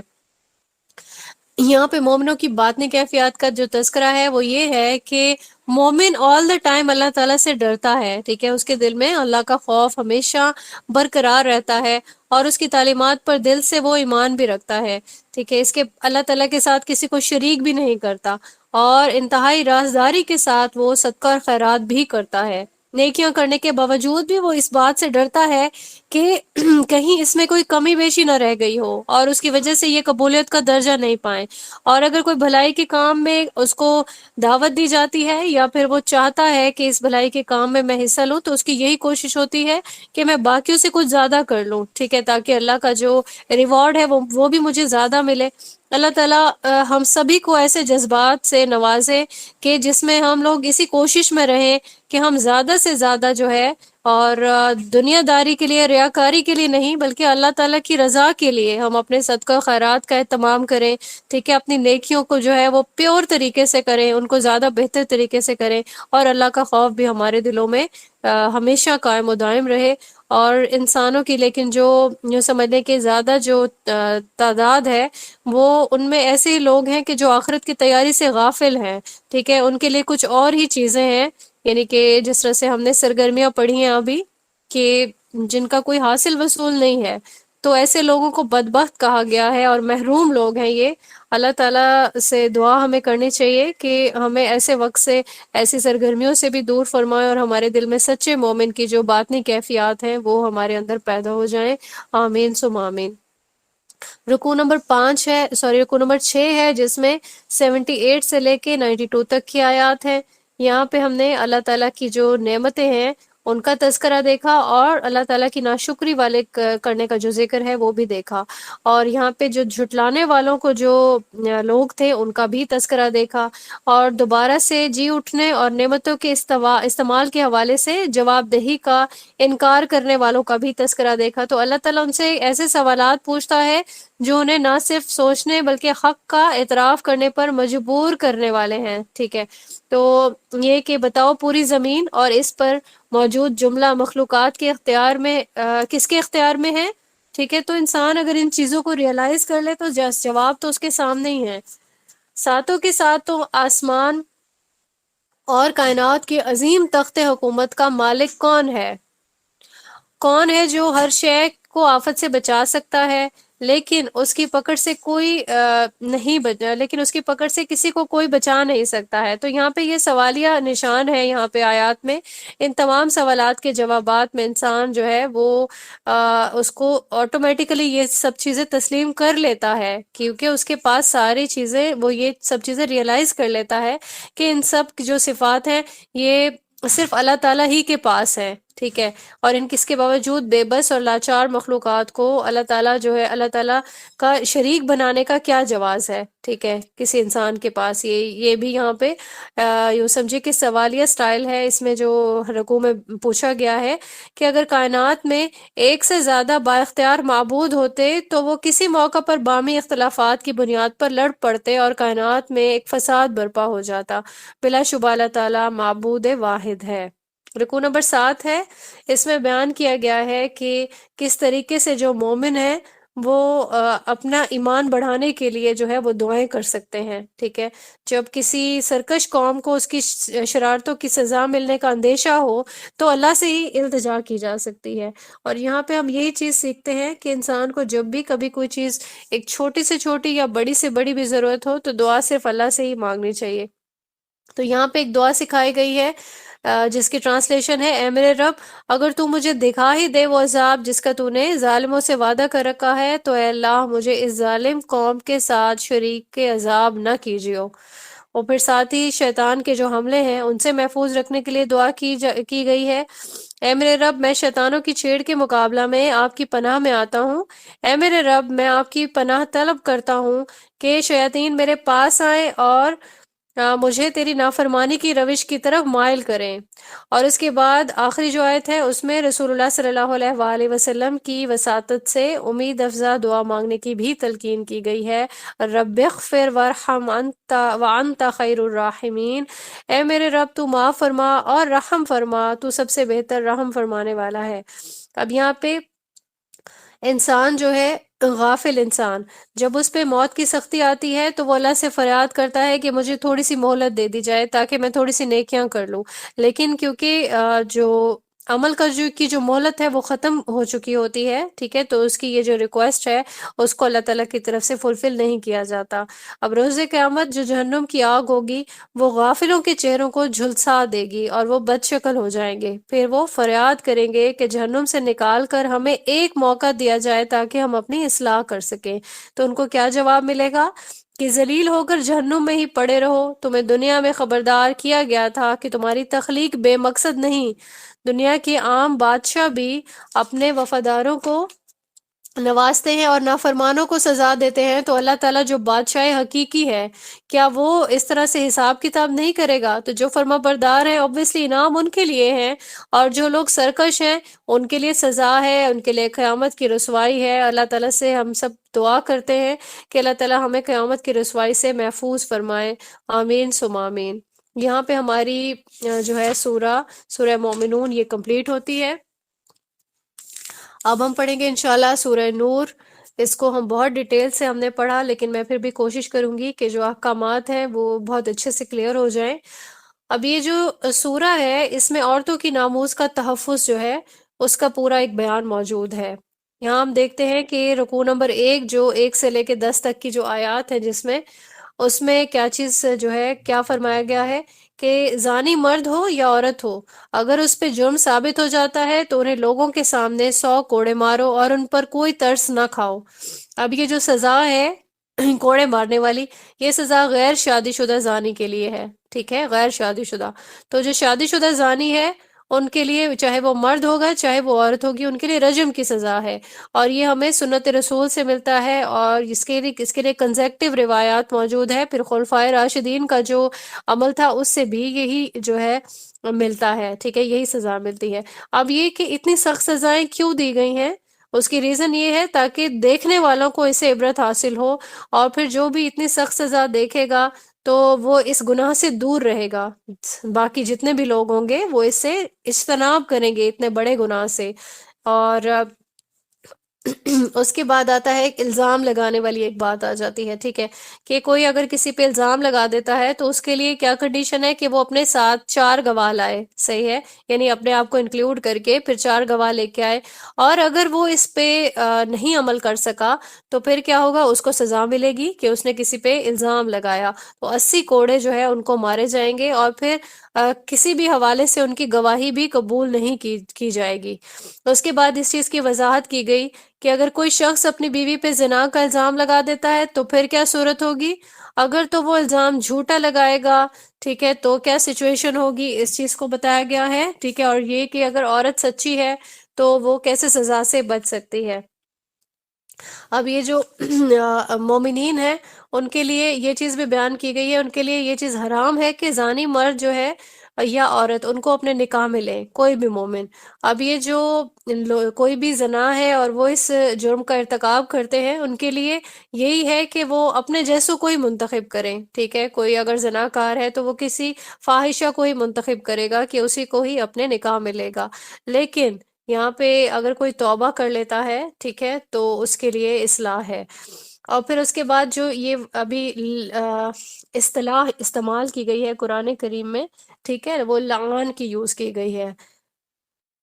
لعان کی جو سچویشن ہے وہ یہ کہ اگر کوئی مرد اپنی بیوی کو دیکھتا ہے یا اس پہ کوئی الزام لگاتا ہے، ٹھیک ہے، اور وہ 3 گواہ تو obviously نہیں لا سکتا، اس نے یہاں پہ جو سچویشن ہے وہ یہ کرے گا کہ اللہ کی قسم کھائے گا، ٹھیک ہے، 4 مرتبہ، اور گواہی دے گا کہ وہ سچا ہے، اور 5ویں بار وہ کہے گا کہ اس پر اللہ کی لعنت ہو اگر وہ جھوٹا ہو۔ اور اسی طریقے سے عورت کے لیے بھی یہی سچویشن ہے کہ وہ 4 مرتبہ گواہی دے گی کہ اللہ کی قسم کھائے گی، ٹھیک ہے، کہ اس کا شوہر جھوٹا ہے، اور 5ویں مرتبہ وہ اپنے لیے کہے گی کہ مجھ پر اللہ کا عذاب ہو اگر وہ سچا ہو، ٹھیک ہے۔ تو یہاں پہ ایک چیز یہ بھی واضح کی گئی کہ اس سب الزام کے جواب میں اگر تو بیوی خاموش رہے گی، ٹھیک ہے، تو پھر اس پہ یہ حد نافذ کر دی جائے گی۔ اب یہاں پہ ہم یہ دعا کریں گے کہ اللہ پاک ہمارے معاشرے کو اسلامی طرز پر قائم کرنے کی توفیق عطا فرمائے، تاکہ معاشرہ جو ہے وہ ان گناہوں سے، جتنی بھی بری چیزیں ہیں، گناہ کبیرہ ہیں خاص طور پر، ان سے ہمارا معاشرہ پاک ہو سکے۔ آمین ثم آمین۔ تو کوئی بھی اسلامی طرز پہ کوئی معاشرہ جو ہے وہ قائم کرنا ہوگا، اس کو سبھی لوگ مل کے قائم کریں گے، تبھی یہ ساری چیزیں جو ہے ان کی امپلیمنٹیشن بھی ہو سکے گی۔ رکوع نمبر 2 ہے، آیت نمبر 11 سے لے کے 20 تک۔ اب یہاں پہ حضرت عائشہ رضی اللہ تعالی عنہا کی جو پاک دامنی ہے اس کا، کیونکہ قرآن کریم میں اس کا تذکرہ ہے، ٹھیک ہے، یہ واقعہ پورا موجود ہے، واقعہ عفق کے نام سے یہ واقعہ ہم نے پڑھا ہے، جو کہ ایک الزام لگا دیا گیا تھا حضرت عائشہ پر، اور حضرت عائشہ کو اللہ تعالیٰ نے قرآن کریم میں ان کے لیے جو الزام ہے اسے بری کیا تھا۔ اور یہ غزوہ بنو مستلق سے جو واپسی ہو رہی تھی، اور ہم جانتے ہیں کہ اس میں رئیس المنافقین ٹائٹل تھا عبداللہ بن ابی کا، ٹھیک ہے، تو اس کی طرف سے یہ جو تہمت ہے یہ حضرت عائشہ رضی اللہ تعالیٰ عنہ پر لگائی گئی تھی۔ اور پھر کیا ہوا تھا، کچھ جو منافقین تھے وہ اس کے ساتھ شامل ہو گئے، اور کچھ ایسے لوگ تھے جن کی نیت تو خراب نہیں تھی لیکن ان کی سادگی کی وجہ سے، ٹھیک ہے، وہ بھی ان کے ساتھ مل گئے، اور یہ بات ایسے پھیلانی انہوں نے شروع کی جیسے کہ وہ کسی مہم کا پارٹ ہو، ٹھیک ہے۔ تو بہتان لگانے والوں کے لیے اللہ تعالیٰ نے سخت عذاب کی وعید کی۔ اور پھر دوسرے جو مسلمان تھے، جو اپنی سادگی کی وجہ سے جن سے ایسی غلطی ہو گئی، ٹھیک ہے، کچھ لوگوں نے تو کانشیسلی کیا لیکن کچھ سے ہو گیا یہ والا جو ظلم تھا، ان کو بھی جو ہے ایسی چیز سے جو ہے وہ سختی سے یہاں پہ متوجہ کیا گیا ہے کہ ایسی چیزوں سے، ایسی حرکتوں سے اجتناب کرنا ہے۔ اور اس کے بعد جو ہے ایسے لوگوں کو دنیا اور آخرت کے عذاب کی دھمکی دی گئی جو مسلمانوں میں بے حیائی پھیلاتے ہیں۔ اب ہم یہاں پہ یہ چیز دیکھتے ہیں کہ یہ جو بے حیائی پھیلانا ہے، اس کا ہمارے پورے معاشرے میں بالکل ایک جس طرح سے ایک معمول کی بات ہے نا، یہ چیز ہو گئی ہے۔ ایون آپ گھر سے باہر بھی نکلتے ہیں تو آپ بچیوں کو ایسے لباس میں دیکھتے ہیں کہ ان کو دیکھنے کے بعد ذہن میں ایسا سوال آتا ہے کہ ان کے پیرنٹس نے ان کو اس حال میں گھر سے باہر کیسے بھیجا، ٹھیک ہے۔ اگر کوئی ٹی وی دیکھتا ہے، ٹھیک ہے، یا پھر کوئی اپنا نیوز پیپر دیکھتا ہے، تو ہم دیکھتے ہیں کہ یہ ایک بالکل عام سی بات ہو گئی ہے کہ خواتین جو ہیں وہ لباس پہن کر بھی وہ بے پردہ سی دکھتی ہیں، اور لباس بھی ان کا اس طرح سے ہوتا ہے کہ زیب و زینت سے بھرپور، کہ جس کو دیکھ کے کوئی خاتون بھی امپریس ہوئے بغیر نہیں رہتی، مطلب وہ بھی اس کو بار بار دیکھتی ہے۔ تو جو مرد ہیں ان کا کیا حال ہوتا ہوگا، ٹھیک ہے۔ تو بہت ہی عبرت کا ایک نشان ہے یہ کہ خواتین جو ہے، ایک تو انہوں نے بالکل ہی جو عورت کی جو اللہ تعالیٰ نے جو اس کو عزت عنایت کی ہے، ٹھیک ہے، اس نے اپنے آپ کو خود ہی بے عزت کر کے ایک بالکل دوسروں کے سامنے پیش کر دیا، ٹھیک ہے۔ تو اس کے بعد حجاب کے بھی حکم کو ہم نے یہاں پہ دیکھا، کیونکہ واقعف میں حضرت عائشہ نے جو اپنی زبانی ایک حدیث بیان کی ہے، اس میں انہوں نے یہ چیز بیان کی کہ یہ جب واقعہ ہوا تب جو ہے یہ پردے کا حکم اس وقت آ چکا تھا، لیکن کیونکہ پردے کے حکم سے پہلے میری جو چہرہ تھا وہ صحابی نے دیکھا ہوا تھا، اس لیے وہ مجھے پہچان گئے، ٹھیک ہے۔ تو یہاں پہ ہم نے یہ والا حکم بھی ہمارے بالکل سامنے واضح ہو جاتا ہے کہ کس طریقے سے جو کچھ ایسے ہمارے اہل علم ہیں جنہوں نے حجاب پر ایک جو ہے تھوڑا ریلیکسیشن دی ہوئی ہے کہ چہرے کا پردہ نہیں کرنا۔ ایون چہرے کا ہی پردہ جو ہے وہ سب سے زیادہ ضرورت ہے، انسان جو ہے کپڑوں سے اپنی باڈی پارٹس کو اچھے سے کور کر سکتا ہے، چادر لے سکتا ہے، لیکن اگر چہرہ کھلا ہوا ہے تو سب سے زیادہ زیب و زینت والا جو ایک ایلیمنٹ ہے وہ چہرے میں ہی نظر آتا ہے، ٹھیک ہے۔ تو اس چیز کے لیے ہم سب کو دعا بھی کرنی چاہیے اور عملی طور پر بھی کوشش کرنی چاہیے کہ یہ جو پردہ ہے خاص طور پر اس کا ضرور اہتمام کریں ہماری خواتین، تاکہ ہمارا جو معاشرہ ہے اس میں حیا کا ایلیمنٹ جو ہے وہ شامل ہو سکے، اور پاک باز قسم کے جو لوگ ہیں، ٹھیک ہے، وہ اسلام کے جو اقدار ہے اس کو واضح کرنا جو ہے، کیونکہ اس طرح سے دیکھنے والے بھی، مغرب والے بھی ہمیں دیکھ کے دل میں کتنا مذاق اڑاتے ہوں گے کہ مطلب یہ مسلمان ہونے کے بعد بھی اس طرح کا جو ہے ان کا ایک معاشرہ جو ہے اس میں وہ نظر آتا ہے ایلیمنٹ کہ حیا کو کوئی فروغ نہیں دیا جا رہا۔ تو اللہ تعالیٰ سے سبھی دعا کریں اللہ تعالیٰ ہمارا جو معاشرہ ہے اس میں اسلامی اقدار کو نافذ کرنے کی ہم سب کو توفیق عطا فرمائیں، اور عملی طور پر بھی ہم اس قابل ہو سکے کہ کچھ اپنا پارٹ جو ہے یہاں پلے کر سکیں۔ اور ایٹ لیسٹ ہم لوگوں کو یہ چیز بھی ضرور سوچنی چاہیے کہ ہم اپنے گھر سے ہی سٹارٹ اگر لے لیں، ٹھیک ہے، تو ہم یہ والی اس چیز کی بہت امپورٹنس کو آگے تک بڑھا سکتے ہیں۔ اگلا رکوع ہے رکوع نمبر 3، آیت نمبر 21 سے لے کے 26 تک کی آیات اس میں شامل ہیں۔ اس میں شیطان کی پیروی سے منع کیا گیا ہے کہ شیطان جو ہے وہ ہمیشہ جو بے حیائی کے کام ہیں ان کو بہت پروموٹ کرتا ہے، ٹھیک ہے، اور ہمیں بھی بہت اس میں مزین کر کے دکھاتا ہے برائی والی راہ کو۔ تو اگر اللہ تعالیٰ کا فضل اور اس کی رحمت شامل حال نہ ہو تو انسان کبھی بھی پاکیزہ نہیں رہ سکتا۔ تو اللہ تعالیٰ سے بھی انسان کو ہمیشہ دعا کرنی چاہیے، خود پہ کانفیڈنس اتنا نہیں ہونا چاہیے کہ ہم تو کوئی برا کام کر ہی نہیں سکتے۔ انسان کو اللہ تعالیٰ سے بار بار بار بار اپنی ہدایت کے لیے دعا کرتے رہنا چاہیے، تبھی ہمیں اللہ تعالیٰ انشاءاللہ پاکیزہ زندگی گزارنے کی توفیق عطا فرمائیں گے انشاءاللہ۔ اب یہاں پہ مزید بھی ہدایت کی گئی ہے کہ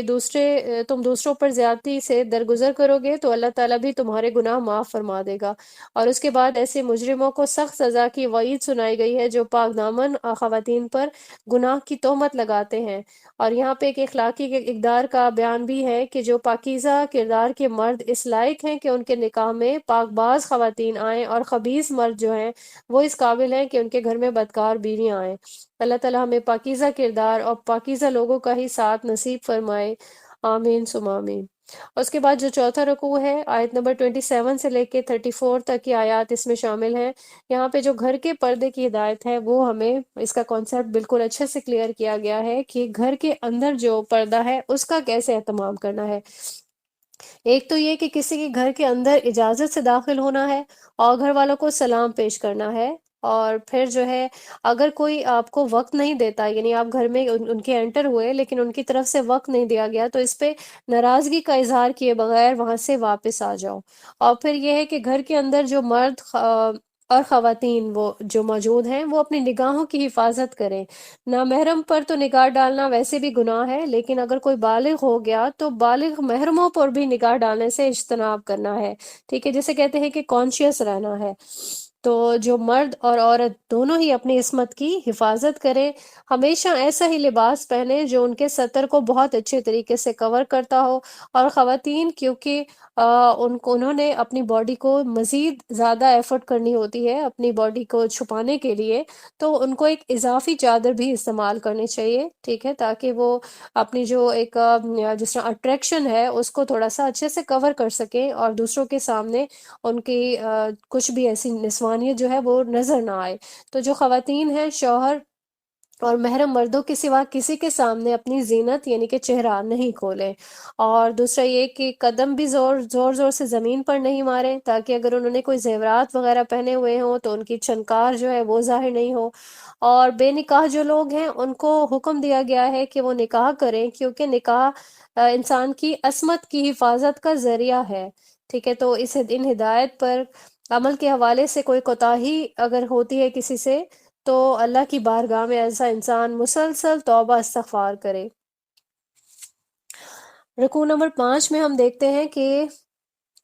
35 سے لے کے 40 تک کی آیات میں کیا چیز بیان کی گئی ہے۔ یہاں پہ بندہ مومن کے دل میں ایمان کو ایک تمثیل سے واضح کیا گیا ہے، ٹھیک ہے۔ نور ایمان کا ذکر ہے کہ اسی طرح ہے جیسے ایک قندیل ہوتی ہے، ٹھیک ہے، قندیل میں روشن چراغ ہوا ہوتا ہے، اور جو چراغ ہے اس کو خالص روغن زیتون سے روشن کیا گیا ہو، اور زیتون کا درخت جو ہے، ٹھیک ہے، ایسے درخت کا ہو وہ زیتون جو بالکل باغ کے وسط میں ہونے کی وجہ سے سورج کی تمازت سارا دن جذب کرتا رہا ہو، ٹھیک ہے، اسی وجہ سے اس میں جلا دینے والی صلاحیت اس قدر تیز ہو کہ وہ دور سے ہی آگ کو پکڑ لے۔ اب یہ جو زیتون کی کوالٹیز ہیں یہ بیان کی گئی ہیں، اور اسی طرح جس شخص کی فطرت کا روغن آلودگی اور تعصبات سے پاک ہوگا وہ اللہ تعالیٰ کی طرف سے آنے والی وحی کی دعوت کو فوراً قبول کرے گا، اور اس کا جو دل ہے وہ اس کا جو دل ہے وہ نور ایمان سے جگمگا اٹھے گا، ٹھیک ہے۔ تو یہاں پہ یہ چیز بیان کی گئی ہے کہ صبح و شام ایسے لوگ جو ہے وہ اللہ تعالیٰ کا ذکر کرتے رہتے ہیں، ان کی تجارت بھی انہیں اللہ تعالیٰ کے ذکر سے غافل نہیں کرتی، نماز سے غافل نہیں کرتی، زکوٰۃ سے غافل نہیں کرتی ہے۔ اللہ تعالیٰ ان کے اعمال کا نہ صرف بہترین بدلہ دے گا بلکہ اپنے فضل سے مزید بھی ان کو نوازا جائے گا۔ اس کے برعکس جو دوسرے لوگ ہیں، ٹھیک ہے، ایسے لوگوں کی جو دوسری سائڈ کے جو لوگ ہیں جو ریاکار ہیں، ٹھیک ہے، یا پھر وہ پک اینڈ چوز والی اطاعت کرتے ہیں اللہ تعالیٰ کی، یا ان کے دلوں میں ایمان پوری طریقے سے نہیں ہے بلکہ منافقت بھی ساتھ میں شامل ہے، ٹھیک ہے، تو ان کی مثال یہاں پہ سراب کی طرح سے دی گئی ہے، اور قیامت کے دن ان کی نیکیوں کا اجر ان کو نہیں ملے گا بلکہ جہنم کا عذاب ملے گا، اور پھر ان کو بدنصیب کہا گیا، ان بدنصیبوں کے لیے اندھیروں کی مثال دی گئی ہے جو ایمان اور عمل دونوں سے محروم ہوتے ہیں۔ اللہ تعالیٰ سے یہاں پہ ہم دعا کرتے ہیں کہ اللہ تعالیٰ ہمیں اندھیروں سے بچائے اور اللہ ہمارے دلوں میں نور جو ہے وہ انٹر کرے، آمین سم آمین۔ رکوع نمبر 6 ہے، آیت نمبر 41 سے 50 تک کی آیات اس میں شامل ہیں۔ اس میں ہمیں آگاہ کیا گیا ہے کہ کائنات کی ہر چیز جو ہے وہ زبان حال اور زبان قال سے اللہ کی تسبیح کر رہی ہے۔ اللہ تعالیٰ بادلوں کو اٹھاتا ہے، پھر ان کو ملاتا ہے، پھر بارش برستی ہے، پھر اولے برستے ہیں، اور پھر کسی کی جو کھیتی ہے وہ محفوظ رہتی ہے اور کسی کی کھیتی برباد ہو جاتی ہے، ٹھیک ہے، تو اللہ قادر ہے اس سب چیزوں پر۔ اور پھر کیا ہوتا ہے، بادل آپس میں ٹکراتے ہیں، بجلی پیدا ہوتی ہے، اور کچھ لوگوں کو وہ جو بجلی ہے وہ بینائی سے محروم کر سکتی ہے، ٹھیک ہے، اور پھر اس کے بعد رینگنے والے اور 2 پاؤں والے اور 4 پاؤں والے جو مخلوقات ہیں، اللہ تعالیٰ نے ان کی تخلیق کو یہاں پہ واضح کیا ہے، اور پھر اس کے بعد جو ہے جو انسان اس پہ غور و فکر کرتا ہے وہ اسے سبق لیتا ہے، ٹھیک ہے۔ منافقین کا جو طرز عمل ہے وہ بھی اسی رکوع میں واضح کیا گیا ہے کہ جب انہیں شریعت کے فیصلوں کی طرف بلایا جاتا ہے تو وہ نہیں آتے، البتہ ان فیصلوں سے اپنے حق میں کوئی فائدہ نظر آئے تو فوراً حاضر ہو جاتے ہیں۔ حقیقت یہ ہے کہ ان کے دل نور ایمان سے محروم ہیں۔ اس کے بعد ہم دیکھتے ہیں آیت نمبر 51 سے لے کے 57 تک کی آیات ہیں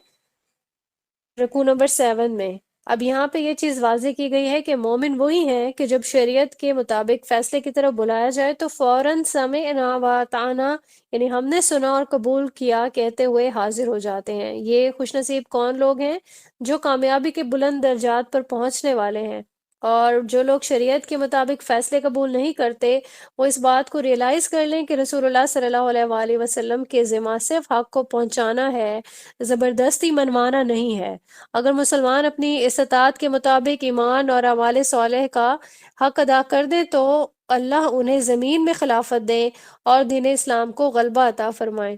اور تب واقعتاً اللہ تعالیٰ کی عبادت یعنی کہ کل اطاعت ہو سکے گی۔ البتہ جو لوگ ایمان اور عمل صالح کی طرف توجہ نہیں دیں گے وہ اللہ کی نظر میں فاسق لوگ ہیں۔ اب یہاں پہ جو ہے اگین جو رکوع نمبر 8 شروع ہو رہا ہے، پھر سے گھر کے اندر کے پردے کے احکامات بیان کیے گئے ہیں۔ آیت نمبر 58 سے لے کے 61 تک کی آیات اس میں شامل ہیں، جس میں وقت بھی بتا دیے گئے ہیں ڈیٹیل سے۔ حکم کیا دیے گئے ہیں کہ نماز فجر سے قبل، نماز ظہر کے بعد اور نماز عشاء کے بعد بچے اور خادمین جو ہیں وہ صاحب خانہ کی خلوت کے کمرے میں نہ آئیں، ٹھیک ہے۔ یہ کون سے وقت ہوتے ہیں؟ یعنی فجر سے پہلے، عشاء کے بعد کا، اور جو خلوت کا جو ٹائم یہ جو دوپہر کا ٹائم ہوتا ہے، ٹھیک ہے، ظہر کے بعد والا، یہ بھی واضح کیا گیا ہے کہ جو بچے بالغ ہیں، ٹھیک ہے، وہ کسی کے گھر میں بھی اس کی اجازت سے داخل نہیں ہوں، اور جو بوڑھی خواتین ہیں ان کے لیے جن کے جو نکاح بھی نہیں کر سکتی ہیں، کوئی ایسا امکان نہیں ہے، وہ زیب و زینت کا اہتمام کیے بغیر کھلے چہرے کے ساتھ نامحرم مردوں کے سامنے آ سکتی ہیں، البتہ بہتر یہی ہے کہ وہ اس رعایت کو اختیار نہیں کریں۔ اس کے بعد ہم دیکھتے ہیں رکوع نمبر 9، اس میں ہے، یہ آخری رکوع ہے، آیت نمبر اس میں 62 سے لے کے 64 تک کی آیات ہیں۔ اس میں جو جماعت کی اہمیت ہے، اس کے نظم جو ہے، جیسے کہ منتظم جیسے ایک جماعت ہوتی ہے، نظم و ضبط کہا جاتا ہے جس کو، اس کی امپورٹنس اس میں بتائی گئی ہے کہ حقیقی مومن وہ ہیں جو اجتماعی کاموں کو ذاتی کاموں پر ترجیح دیتے ہیں، ٹھیک ہے، یعنی اگر وہ کسی ایسی ٹیم کا ایک پارٹ ہے، ٹھیک ہے، یعنی ایسی جماعت کا پارٹ ہے جس میں توحید کی سربلندی کے لیے سارا جو کام ہے کیا جا رہا ہے، اپنے وقت کو سرو کر رہے ہیں، ٹھیک ہے، تو وہ جو اجتماعی کام سے ایسے لوگ جو ہے مومن، اس ٹیم کے جو پارٹ ہے مومن، وہ اجتماعی کاموں سے غیر حاضر نہیں ہوتے ہیں جب تک کہ وہ نبی اکرم صلی اللہ علیہ وآلہ وسلم یعنی امیر جماعت سے اجازت نہ لے لیں۔ پھر امیر جماعت کا اختیار ہے کہ انہیں اجازت دے یا نہ دے، البتہ جسے اجازت دے اسے اس کے لیے دعا استغفار کرے، کیونکہ اس نے اجتماعی کام سے رخصت کر کے ذاتی کام کو زیادہ اہمیت دی ہے۔ ٹھیک ہے، تو یہاں پہ یہ چیز واضح کی گئی ہے کہ رسول اللہ صلی اللہ علیہ وآلہ وسلم رخصت دے سکتے ہیں اگر وہ چاہیں، یعنی کہ جس کو چاہیں رخصت دے سکتے ہیں، یہ اختیار ان کو اللہ پاک نے دیا ہے۔ اور پھر اس کے علاوہ ایک چیز بیان کی گئی ہے کہ جو رسول کا بلاوا ہے اور ایک عام آدمی کا جو بلاوا ہے اس کا ڈفرنس بھی بیان کیا ہے۔ رسول کی دعوت کو لائٹ نہیں لیا جا سکتا، ٹھیک ہے۔ دعوت کیا ہے؟ بلانا دعوت کا مطلب ہوتا ہے کوئی کھانے پہ بلائے یا کوئی جہاد پہ، کسی مہم پہ، ٹھیک ہے۔ تو جو کھسکنے والے لوگ ہیں، یعنی کہ پیچھے ہٹنے والے جو لوگ ہیں، ان کے لیے عذاب کی وعید ہے، آزمائش آئے گی ان کو یا کوئی عذاب آئے گا، ٹھیک ہے، یہ چیز بیان کی گئی ہے۔ تو اللہ تعالیٰ پوری طریقے سے ہر ایک کی نیت سے واقف ہیں، اور آخرت میں جو ہے وہ پوری طریقے سے ان سب لوگوں کو جتلا بھی دیا جائے گا۔ اس میں ہم دعا کرتے ہیں کہ اللہ تعالیٰ ہمیں پوری طریقے سے جو نظم کی جو پابندی ہے اس کی توفیق عطا فرمائے، تاکہ ہمارا دین جو ہے وہ غلبہ حاصل کرے، اور ہم اپنی جماعت کے جو آداب ہیں اس کو بھی ہم پراپر طریقے سے فوکس کر سکیں۔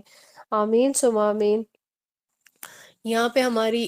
سورہ نور ختم ہوتی ہے، کمپلیٹ ہوتی ہے۔ انشاءاللہ کل کے لیکچر میں ہم سورہ فرقان سے سٹارٹ لیں گے، اور انشاءاللہ ہم لوگ سورہ عنکبوت کے جو انیشیل ہم نے